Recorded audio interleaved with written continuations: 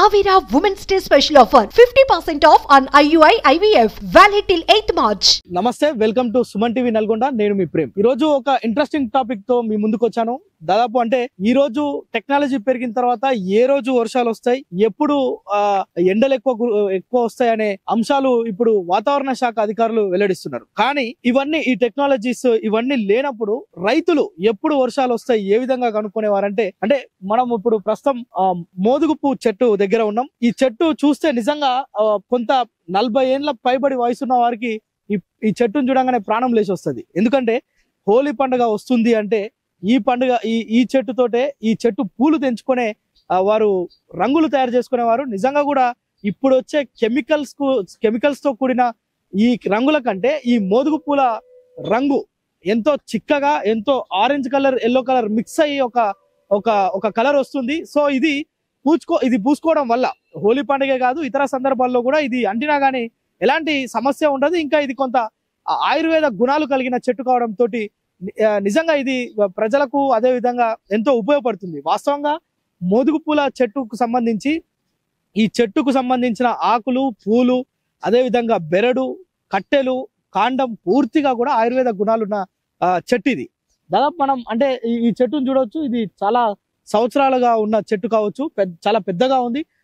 చూడవచ్చు పూర్తిగా ఎంత కలర్ఫుల్ గా ఉందో. అంటే ఈ చెట్టుకు orange colour, yellow colour mix చేసి కలర్ వేసినట్లుగా ఈ పూలన్నీ పూసినాయి.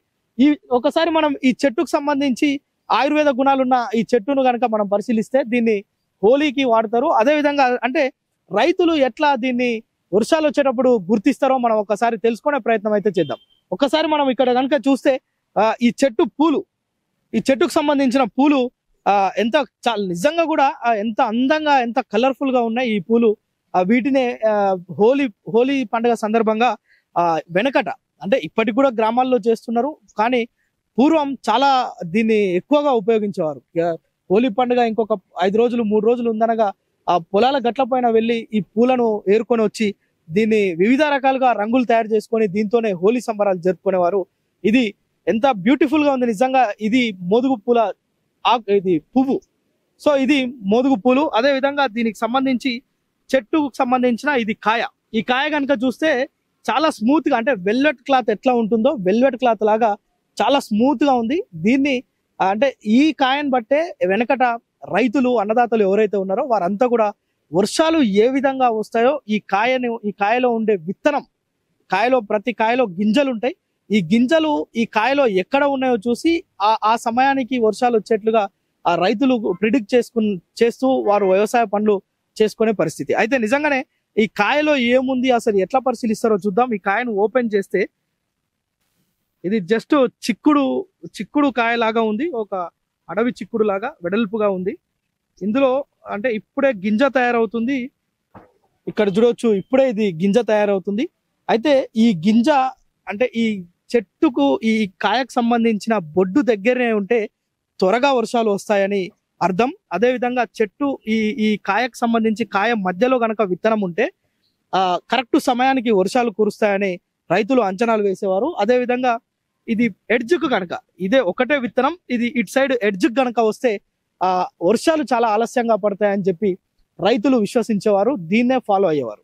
ముఖ్యంగా అంటే ఈ కాండంకి సంబంధించి ముందల, అంటే మనం బొడ్డు ప్రాంతం అంటాం ఏ కాయకైనా, ఈ ముందే ఉంటే గనక ఇది వర్షాలు ముందస్తుగా వస్తాయి. ఒకవేళ మధ్యలో ఉంటే గనక కరెక్ట్ సమయానికి వస్తాయి. చివరికి వస్తే మాత్రం కాలం అయిపోయిన తర్వాత, లేదంటే ఈ వర్షాకాలం చివరి అంకంలో వర్షాలు వస్తట్లుగా భావించేవారు.